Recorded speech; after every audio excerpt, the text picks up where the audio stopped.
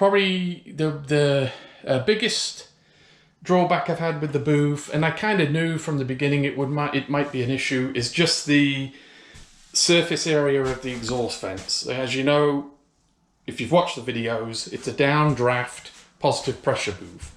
So the idea is we've got the two fans coming in from the top. We build up the booth itself is very well sealed, so it builds up a positive pressure as the air is forced in. And then when all the overspray from the painting is exhausted out the two side vents. But what I found is the surface area of these is just nowhere near adequate enough. So what happens is, especially if I'm doing a lot of clear coat, the filters clog up very quickly. So I maybe get 10-20 minutes of good spraying, you know, where the room is clear. And then as they clog up, the room obviously starts to build up with overspray. And I don't, you know, I can still paint in those conditions, but prefer not to. And plus what's happened is, you can see here the overspray is starting to adhere to the walls. So what we're going to do, a couple of modifications. I've got some grates here, very similar to what you find in a car paint booth in the floor, and then they have the filters and the exhaust extraction under that. I'm going to do the same thing. So I'm going to cut out the floor area here. It's going to be approximately 3 feet by 4 feet. And I'm going to cut out the floor that I put in. And then I'll basically put in a framework that you can lay the exhaust filters on. And then the frames, 2 frames, will just drop in on top. And that's going to be, you know, that square area there. So, you know, we've got what, approximately 3 by 4, so 12 square feet of exhaust area is going to be more than enough. In fact, if anything, it might be a little bit too much, because I still need to keep a positive pressure in the booth to force the overspray out and to keep dust out. We may blank some of that off, but anyway, that's the plan. That's going to be a major upgrade we're going to do in the next few weeks. And then also I've got to find a way to clear the overspray off the walls. And then I've got some paint booth liner, which we can see here, clear liner. So once I've cleaned the walls, I'm going to actually put that liner on the walls. And that's a peel off liner. So that way, if you get overspray on it or whatever, you just peel it off and replace it. And that way we keep the walls nice and clean. And I may also do some lighting upgrades. It's good lighting, but I could do with maybe a little bit more lighting lower down, and you know, maybe a little bit more brighter. It's certainly, you know, it's been okay working, and probably on camera it looks pretty light, but yeah, I could do with maybe just a little bit more, maybe about 20-30% more lighting in here. But anyway, it's been fantastic. Amazing investment, and been very happy with it. Just got to do a few tweaks and we'll be good to go for next year, when we're going to be really busy with projects coming through here. Yeah, and then I think the only other thing, I'm starting to do, forgive the mess, yeah, I'm starting to do more and more Cerakoting. And actually now I used to do a lot of powder coating for parts, and I much prefer the Cerakote finish. And that's pretty much now, I'd say 90% of what we're doing for things like brackets and fairing stays and, you know, footrest hangers, all those things. Much prefer to do them with Cerakote now. The only challenge is some of those parts are too big for the oven that I have. It's kind of a fairly large domestic oven, but I actually want to start even potentially doing some frames. So what we're going to do is, I've been looking for a commercial oven that's big enough to do that, but it's just, you know, even on the used market, it's just far too expensive, and most of the ovens tend to be too large because they're, the commercial ovens are more scaled for doing batch processing of parts. I just want something that I can get a wheel in, or maybe the main frame of a bike. So I need something that's maybe something like 6 cubic feet in volume. So the plan there is potentially I'm going to build my own oven, and I've got a few ideas on that, but I'll leave that until we're kind of closer to the time. And that's it. So it's time to start cutting the holes for the grating in the floor.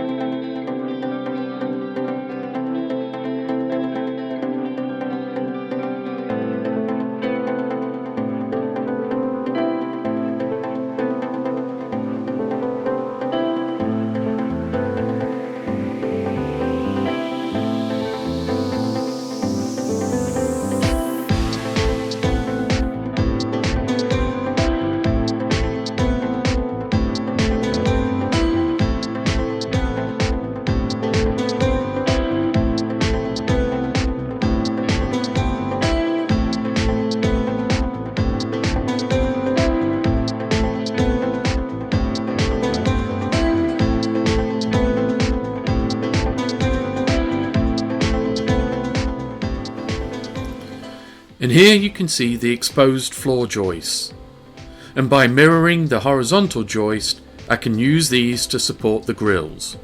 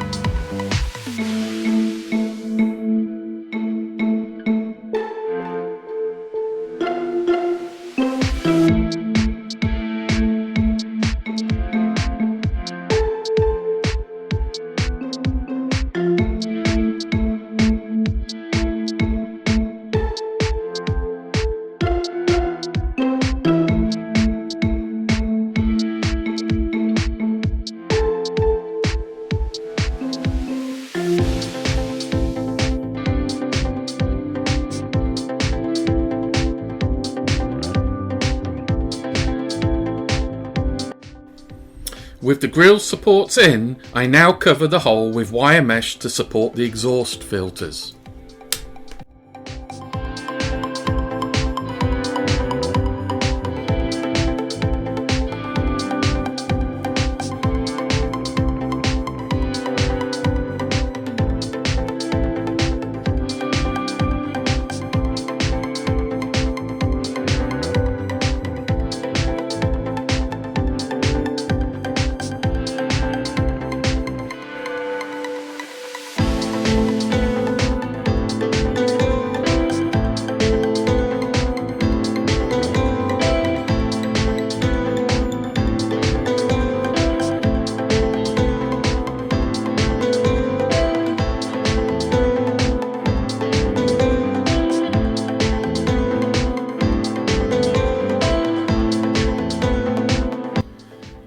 it's just a matter of cut and paste for the second grill.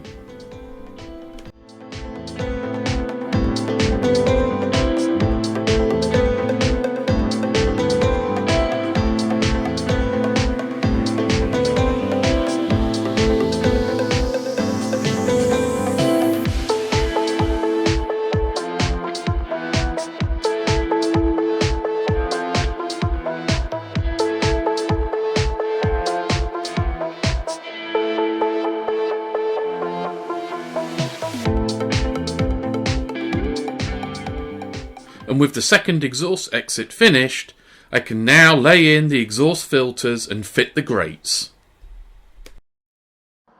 Okay, so yeah, now I'm going to apply the liner to the paint booth. You can see here, maybe you can hear it, there's quite a bit of overspray on these inner panels. So I'm going to just see, I've bought some of this, I've never tried it before. Paint booth stripper. It's specially formulated for removing the overspray, but I'm going to try that. The only concern I've got is on these inner panels, they're you know, that might fetch off the white coating on the panels. If that's the case, I'm just going to try it in a small area. If that's the case, I'm just going to leave it, and I'll just apply the paint booth liner over the top of this. I think that'll be fine. But yeah, let's see.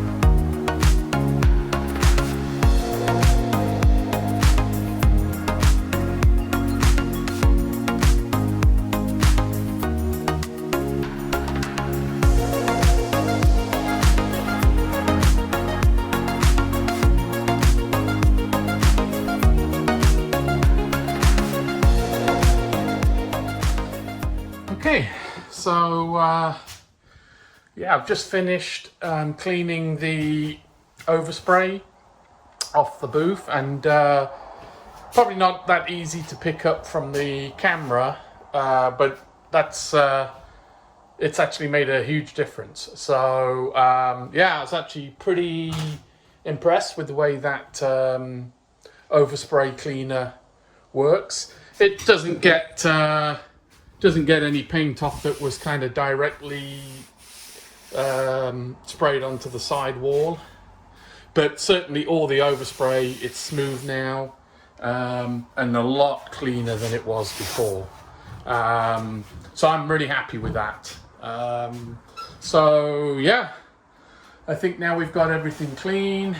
I'm going to start applying the liner.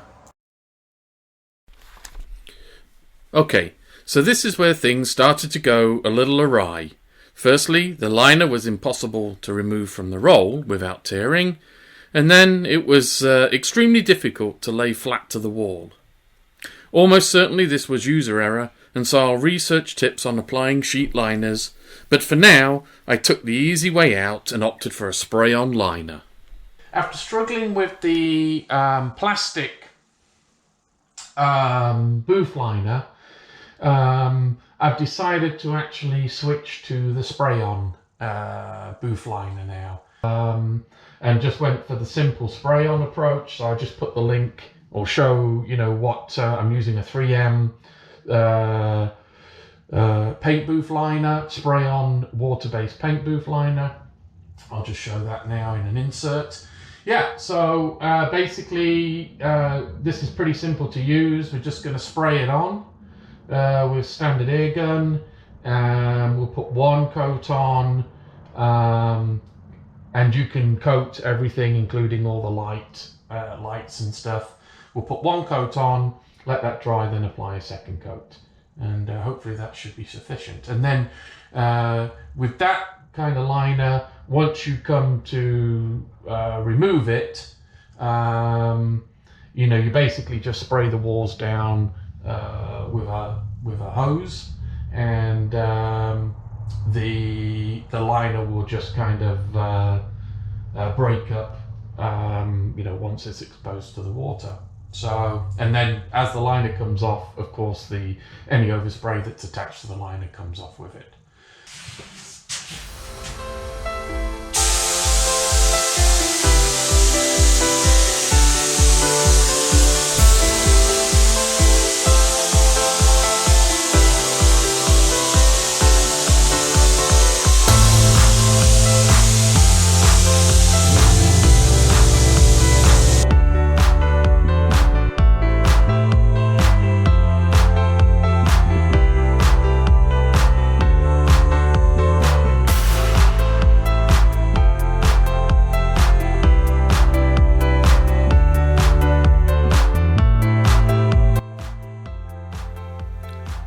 Okay, so overall, the spray-on liner was very easy to apply. I did get a little peeling where I had excess material, but in general, I've got good coverage and a decent thickness. I expect the removal to be messy, and so I'll still research application of the plastic liners. The booth has been a fantastic addition to the shop and seen a lot of use this year. Next year, I plan some more upgrades including lights and IR heaters, but for now, we are good to go. Please like the video and subscribe to the channel for more bike restoration content to come in 2024.